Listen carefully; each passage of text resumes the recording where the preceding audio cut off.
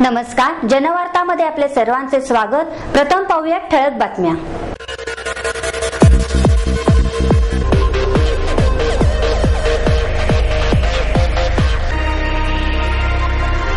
मातेचा आणि मातीचा अभिमान बाळगण्याची प्रेरणा जिजाऊंकडून मिळते, माजी पोलीस अधीक्षक वसंत कोरेगावकर यांचं प्रतिपादन। बावधनमधील आदित्य शगुन सोसायटीत एकाच कुटुंबातील 4 जणांची विष प्राशन करून आत्महत्या। पुण्यातील ज्योतिषी सिद्धेश्वर मारटकर यांचे भारत विरुद्ध ऑस्ट्रेलिया या सामन्यात भारताला पराभव स्वीकारावा लागेल, हे भाकीत ठरले खोटे। सहकार नगरमधील वसंतराव बागुल उद्यानातील अत्याधुनिक उपक्रमांचे 27 मार्चला उद्घाटन होणार। प्राध्यापक कुमार व्यास यांना the sir Misha Black Medal पुरस्कार प्रदान। आणि अभिजित धोत्रे यांनी संग्रहित केलेल्या दुर्मिळ कॅमेरा आणि कृष्णधवल छायाचित्रांच्या प्रदर्शनाला सुरुवात।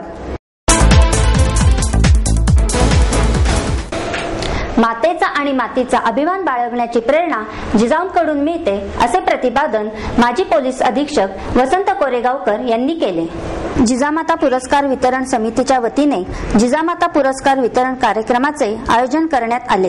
यावेळी ॲडव्होकेट हर्षद निंबाळकर, PVG ग्रुपचे हनुमंत गायकवाड, SP महाविद्यालयाचे प्राचार्य प्राध्यापक दिलीप सेठ, ज्येष्ठ अभिनेत्री लीला गांधी, माजी आमदार प्रकाश देवळे, संयोजक मनोज पंडित, नुरुद्दीन सोमजी, किरण गोसावी आदी उपस्थित होते। यावेळी बोलताना कोरेगावकर म्हणाले, निरनिराळ्या क्षेत्रात स्वतःच्या सामर्थ्यावर आपले एक वेगळे स्थान निर्माण करणाऱ्या महिलांच्या कौतुकासाठी हे एक चांगले व्यासपीठ आहे। यंदाचा जिजामाता पुरस्कार निर्माती अभिनेत्री स्मिता तळवळकर, ॲडव्होकेट शिल्पा महातेकर, प्रमिला गायकवाड, लतिका साठे, रेवती समुद्र, स्वाती मुजुमदार, सीताबाई गायकवाड यांना देण्यात आला। पुरस्काराला उत्तर देताना तळवळकर म्हणाल्या, संस्कार देणे आणि घडवणे हे स्त्रीचे महत्त्वाचे पैलू आहेत। कोणत्या निकषांवर ती यशस्वी ठरते याचा विचार केल्यास जिचे मूल उत्तम आणि चारित्र्य संपन्न असते ती स्त्री यशस्वी असते। जिजाऊ मातेच्या नावाचा पुरस्कार मिळणे हा स्त्री शक्तीचा गौरव आहे। आतापर्यंत राष्ट्रीय राज्य पुरस्कार किंवा इतर अनेक पुरस्कार झाले, पण हा जिजाऊ मातेच्या नावाने दिला जाणारा पुरस्कार हा खरंच खूप मोठं दडपण आणणार आहे। कारण ही गोष्ट तर अगदी खरी की हा स्त्री शक्तीचा पुरस्कार आहे आणि नुकताच महिला दिन झाला आणि त्याच्या निमित्त पुष्कळ कार्यक्रम झाले, पण त्याच्यातला हा कार्यक्रम हा सगळ्यात वरचढ ठरणार आहे असं मी मानते। नुकताच व्ही शांताराम पुरस्कार सुद्धा जाहीर झाला। पुरस्कार कुणाच्या नावाने दिला जातो ही खूप महत्वाची गोष्ट आहे। एक प्रकारचं दडपण तर येतच, आणखीन पुढच्या वाटचालीसाठी खूप मोठी जबाबदारी येते। मला दरवेळेला असं वाटतं की कुठची स्त्री आपण जास्त यशस्वी मानतो, जिच्याकडे भरपूर गाड्या आहेत, भरपूर साड्या आहेत, भरपूर दागिने आहेत, भरपूर मित्रमंडळाचा मोठा परिवार आहे, नातेवाईक आहेत, कुठची स्त्री आपण जास्त यशस्वी मानायची? मला स्वतःला असं वाटतं, ज्या स्त्रीचं मूल उत्तम माणूस म्हणून समोर जगतं आणि जे उत्तम चारित्र्य आपल्या बरोबर बाळगतं ती खरी स्त्री, ती खरी यशस्वी। अशा स्त्रीच्या चेहऱ्यावरचं तेज काही अलौकिक असतं, मग त्याच्यात मर्सिडीज गाडीचं पण तेज नाही येऊ शकत, इतकं ते तेज मोठं आहे। कारण ते तेज तिच्या मनातल्या समाधानाचं असतं की मी आज एक चांगला माणूस घडवला। स्वतःचं मूल किंवा अगदी कोणत्याही व्यक्तीवर उत्तम प्रकारे संस्कार करून त्याला चांगला माणूस घडवणं, याच्यासारखं सुख कुठच्या स्त्रीच्या नशिबात नाही। आणि म्हणून हाच जो पुरस्कार दिला जातोय किंवा दिला गेलाय तो खूप मला महत्वाचा वाटतो। देवळे म्हणाले, ज्यांच्यामुळे देश नटला अशा शिवछत्रपतींनी दिलेल्या स्वराज्याची भावना पुन्हा जागविणे गरजेचे आहे। तरुणांना राष्ट्रभक्तीकडे वळवण्यासाठी शिवचरित्राशिवाय पर्याय नाही। बावधनमधील आदित्य शगुन सोसायटीत एकाच कुटुंबातील 4 जणांनी विष प्राशन करून आत्महत्या केली। ही घटना बुधवारी रात्री 10च्या सुमारास उघडकीस आली.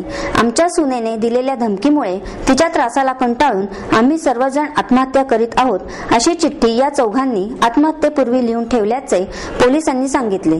चिठ्ठीवर दिनांक 20 मार्च अशी तारीख असून त्याच दिवशी आत्महत्या केली असावी असा अंदाज पोलिसांनी वर्तवला आहे. A.T. Narayan, N.N. Indira, A.N. Vishnuvardhana आणि A.N. मधुसूदन अशी या चौघांची नावे आहेत. बावधन येथील आदित्य शगुन सोसायटीत फ्लॅट क्रमांक 201 मध्ये A.T. नारायण हे पत्नी, सून आणि 2 मुलांसह वास्तव्यास आहेत.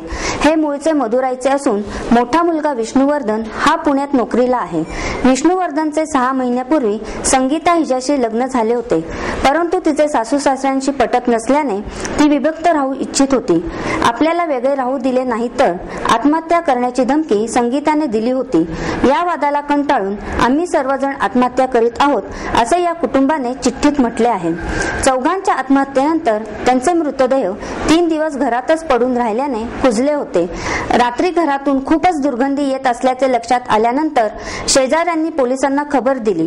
पोलीस आल्यानंतर आत्महत्येची घटना उघडकीस आली अशी माहिती हिंजवडीचे सहाय्यक पोलीस निरीक्षक सुभाष काळे यांनी दिली. बावदान में एक आदित्य शगुन करके कॉम्प्लेक्स है, बिल्डिंग नंबर 5. यहाँ इसमें फ्लैट नंबर 201, इसमें एक A.T. नारायण, उसका उम्र है 65. ये इंदिरा उनकी मिसेस है, उनका उम्र है 60. और उनका लड़का है इज मैरिड, विष्णुवर्धन, उसका उम्र है 35. और दूसरा एक उनका लड़का है मधुसूदन, उनका एज है 28. तो सुबह दिन में पड़ोसी ने पुलिस कंट्रोल को इन्फॉर्मेशन दिया कि ऐसे ऐसे फ्लैट से गंदगी का बास आ रहे हैं.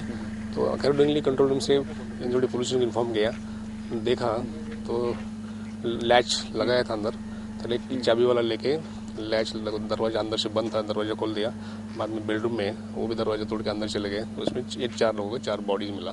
उसने ये जो A.T. नारायण है उसने सुसाइड नोट छोड़ा है, वो पुलिस ने ताबे में लिया. उसके इन्वेस्टिगेशन चालू है.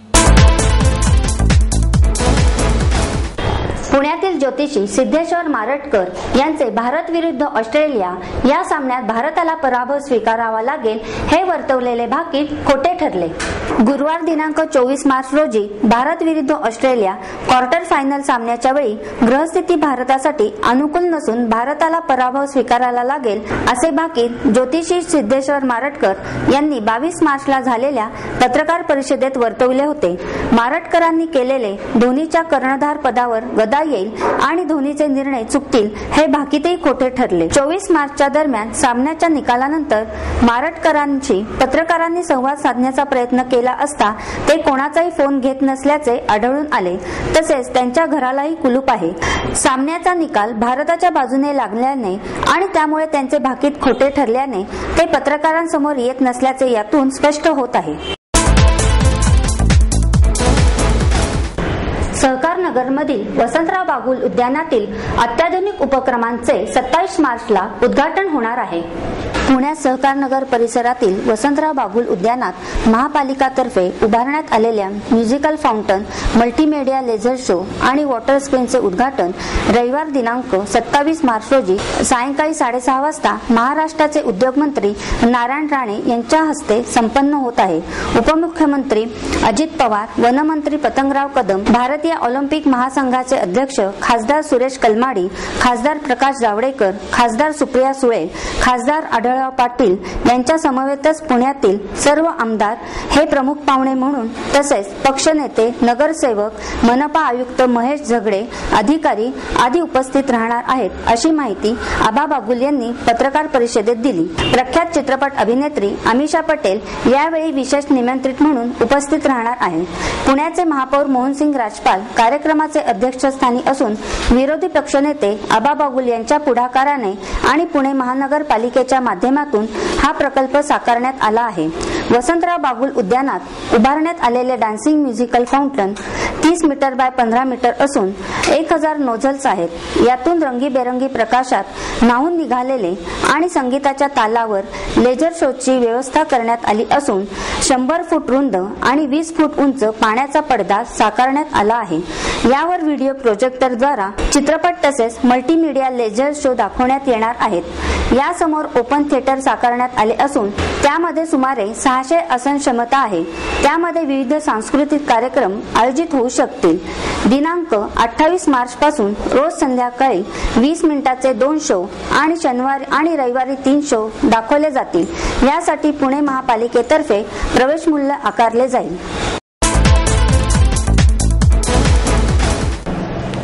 प्राध्यापक कुमार व्यास यांना the sir Misha Black Medal पुरस्कार प्रदान करण्यात आला. डिझाईन क्षेत्रात भरीव कामगिरी केल्याबद्दल लंडनच्या रॉयल कॉलेज ऑफ आर्ट्सच्या वतीने MIT इन्स्टिट्यूट ऑफ डिझाईनच्या एज्युकेशन काउन्सिलचे अध्यक्ष प्राध्यापक कुमार व्यास यांना the sir Misha Black medal या आंतरराष्ट्रीय पुरस्काराने गौरवण्यात आले. या निमित्त institute of Indian designers, MIT institute of design आणि association of designers of India यांच्या संयुक्त विद्यमाने व्यास यांचा सत्कार माजी संचालक विकास सतवेळकर यांच्या हस्ते करण्यात आले. पुणेरी पगडी, मानपत्र, शाल आणि श्रीफळ असे या पुरस्काराचे स्वरूप होते. यावेळी व्यवस्थापकीय संचालक Sunil Karad, institute of Indian interior डिझायनर्सचे अध्यक्ष योगेश चव्हाण, श्रीकांत निवसकर, सतीश गोखले यावेळी उपस्थित होते. यावेळी व्यास म्हणाले, त्यावेळेचे आणि आत्ताचे विद्यार्थी यांच्यामध्ये मला फारसा फरक जाणवत नाही. फक्त गेल्या काही वर्षांपासून तंत्रज्ञानात मोठ्या प्रमाणावर बदल झाल्यामुळे आताच्या विद्यार्थ्यांच्या कल्पना विस्तार होण्यास प्रचंड वाव मिळत आहे. शिक्षणाची तीच उर्मी विद्यार्थ्यांमध्ये आजही कायम आहे असेही त्यांनी सांगितले. अभिजित धोत्रे यांनी संग्रहित केलेल्या दुर्मिळ कॅमेरा आणि कृष्णधवल छायाचित्रांच्या प्रदर्शनाला सुरुवात झाली. Hotshot, bunny, amigo, Kodak Brownie क्रिस्टा, हॉलिडे, रिफ्लेक्स, अक्सा क्लॅप 1-2 नाही तर 90हून अधिक प्रकारचे विविध कंपन्यांचे दुर्मिळ आणि जुने कॅमेरे पाहण्यासाठी हौशी रसिकांनी हिंदी भाषा भवनाच्या सभागृहात गर्दी केली. Black and white two colour या कॅमेऱ्याच्या सामन्यात 1896 पासून ते 2011 सालातील कॅमेरे त्यांचा इतिहास माहितीच्या रूपाने प्रदर्शनात उजेडात आला. अनुराग पब्लिकेशन तर्फे अभिजित धोत्रे यांनी संग्रहित केलेल्या दुर्मिळ कॅमेरा आणि कृष्णधवल प्रकाश चित्रांच्या प्रदर्शनाचे आयोजन करण्यात आले. प्रदर्शनात 1896 सालातील फील्ड हा दुर्मिळ कॅमेरा मांडण्यात आला आहे. पूर्वी छायाचित्रे कशी काढली जायची, त्यांच्या प्रिंट कशा असायच्या, निगेटिव्ह, फिल्टर यांची माहिती देण्यात आली. 1940 सालचा बॉडी कॅमेरा, 1980 मधला हॉटशॉट कॅमेरा, 12 छायाचित्र चिपता येतील असा बनी कॅमेरा, 100, 50 आणि B एवढा शटर स्पीड असलेला अमिगो कॅमेरा, अक्सा क्लॅप, सॅक्रोबॉक्स, पेंटियाक्स K1000, फेरानिया, इलिओफ्लेक्स, पोलोराइड फोटोफोन अशा विविध कंपन्यांचे हिंदुस्थानी आणि काही परदेशी बनावटीचे कॅमेरे प्रदर्शनात मांडण्यात आले आहेत. प्रदर्शन 27 मार्च पर्यंत सकाळी 10 ते सायंकाळी 7 या वेळेत खुले राहणार आहे.